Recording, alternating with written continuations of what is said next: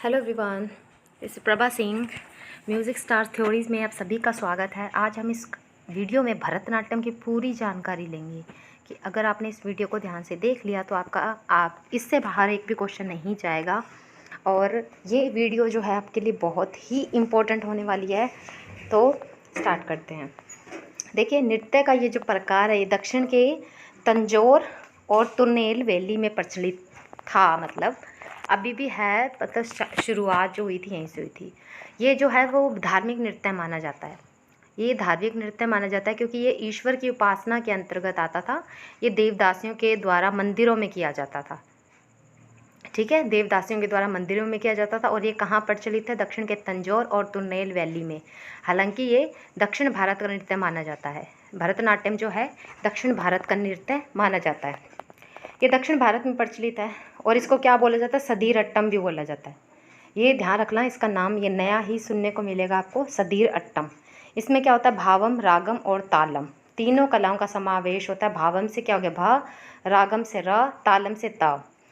तो भरत के नाट्य शास्त्र में इसका उल्लेख हमें मिलता है। भरत का नाट्य शास्त्र जो है वो भारतीय संगीत नाट्य कला का बाइबल बोला जाता है, भरत का नाट्य शास्त्र। ठीक है, इस नृत्य शैली के प्रेरणा स्त्रोत जो माने जाते हैं वो माने जाते चिदंबरम के मंदिरों में से आते हैं। ठीक है, माना जाता है। मतलब सबसे प्राचीन नृत्य की श्रेणी में आता है भरतनाट्यम। यह देवदासियों के द्वारा किया जाता था और 20वीं शताब्दी में क्या था? यह रुक्मणी देवी और कृष्ण अय्यर के प्रयासों से इसे फिर से शुरू किया गया। याद रखना, 20वीं सेंचुरी में। और इसमें शारीरिक प्रक्रिया को 3 भागों में बांटा गया है। तो क्वेश्चन यहाँ से भी बनता है कि भरतनाट्यम जो है उसमें शारीरिक प्रक्रिया को कितने भागों में बांटा जाता है? तो 3 भागों में बांटा जाता है। कौन कौन सी होगी? अभंग, समभंग, त्रिभंग। ठीक है, अब ये ऐसे भी क्वेश्चन दे देंगे, त्रिभंग दे देंगे और ये फिर लिखेंगे ये कि इसका संबंध किस नृत्य से है। तो याद रखना, भरतनाट्यम से। ठीक है, अब भरतनाट्यम के क्या होते हैं? दो भाग होते हैं। एक होता है नृत्य और दूसरा होता है अभिनय। नृत्य में क्या होता है? नृत्य में शरीर के अंगों से प्रस्तुत किया जाता है और अभिनय में क्या आता है? फेस का एक्सप्रेशन। ठीक है, अभिनय में क्या आता है? चेहरे के हाव भाव। नृत्य के अंतर्गत आता है शरीर के अंगों से प्रदर्शित करना, हाथों को हिलाना, ऐसे करके ना। भरतनाट्यम को प्रचलित करने में गोविंदराज पिल्लई और मीनाक्षी सुंदरम पिल्ले, इन दोनों का महत्वपूर्ण योगदान रहा है। किसका? गोविंदराज पिल्लई। अब ये कई बार ये भी ऐसे क्वेश्चन दे देंगे कि गोविंदराज पिल्लई का संबंध किस नृत्य से है। तो ये भी आपको याद रखना। ऐसे भी दे देंगे मीनाक्षी सुंदरम पिल्ले का संबंध किस नृत्य से है। और ये भी देते हैं एकाहारे लास्यांग नृत्य का संबंध किससे है? तो भरतनाट्यम आएगा। ठीक है, भरतनाट्यम किसके लिए प्रसिद्ध है? भाव और भावी व्यंजना के लिए प्रसिद्ध है। ठीक है, इस गीत के भावों को मुद्राओं के द्वारा व्यक्त करने का प्रयास किया जाता है। इसे गीत के भावों को, इसमें क्या होता है? राधा कृष्ण की अनेक लीलाओं को नृत्य के माध्यम से प्रयुक्त किया जाता है। लय और भाव की दृष्टि से इस नृत्य के काफ़ी सारे विभाग होते हैं। कौन से? अलारिपू होता है, जैथी स्वरम होता है, शब्दम होता है, वर्णम होता है, तिल्लाना होता है। ये इसके विभाग होते हैं इस नृत्य के। ठीक है, इसे हम आगे डिस्कस करेंगे कि जाति स्वरम क्या है, शब्दम क्या है, वर्णम क्या है, तिल्लाना तो आप सभी जानते ही हो, तराना के समान होता है। ठीक है, तो याद रखना इसके विभाग हैं ये। अब जाति स्वरम दे देंगे कि जाति स्वरम का संबंध किस नृत्य से है, अलारिपू का संबंध किस नृत्य से है। क्वेश्चन तो यहीं से बन जाते हैं। ठीक है, अब देखो अलारिपू क्या होता है। अलारिपू में आरंभ में सबसे पहले अलारिपू से किया जाता है, उसके बाद जाति स्वरम आता है। अलारिपू क्या होता है? नर्तकी जो होती है, इसमें जो डांस कर रही है अलारिपू नर्तकी जो होती है वो संपद मुद्रा वाली सहज स्थिति में खड़े होकर अपने पैरों को अलग अलग करती है, हाथों को ताल और स्वर की लय में हिलाना शुरू करती है। ठीक है, हाथों को ताल और स्वर की लय में हिलाना शुरू करती है। इसी को क्या कहते हैं? रेचक कहते हैं।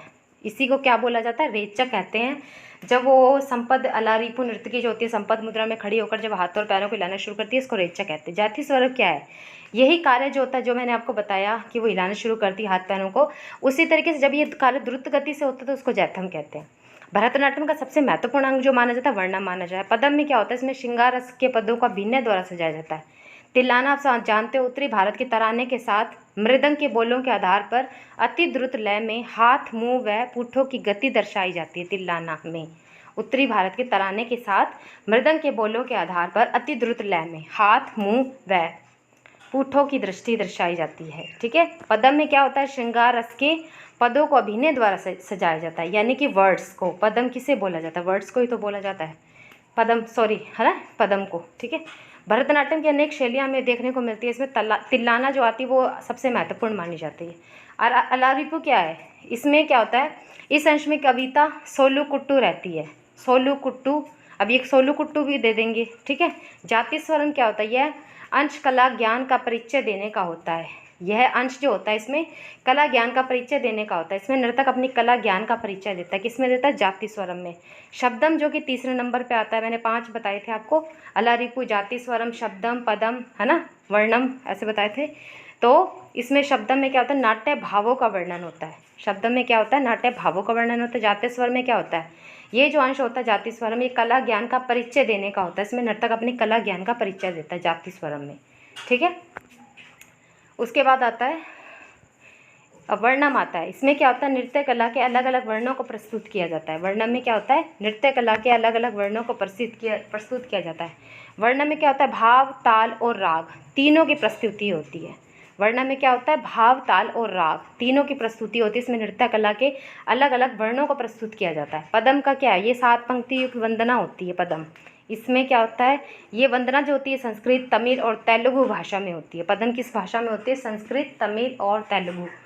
और ये क्या है, 7 पंक्ति युक्त वंदना है। अब कई बार क्वेश्चन दे देंगे 7 पंक्ति युक्त वंदना जो होती है उसे क्या बोला जाता है, उसे पदम बोला जाता है, ठीक है।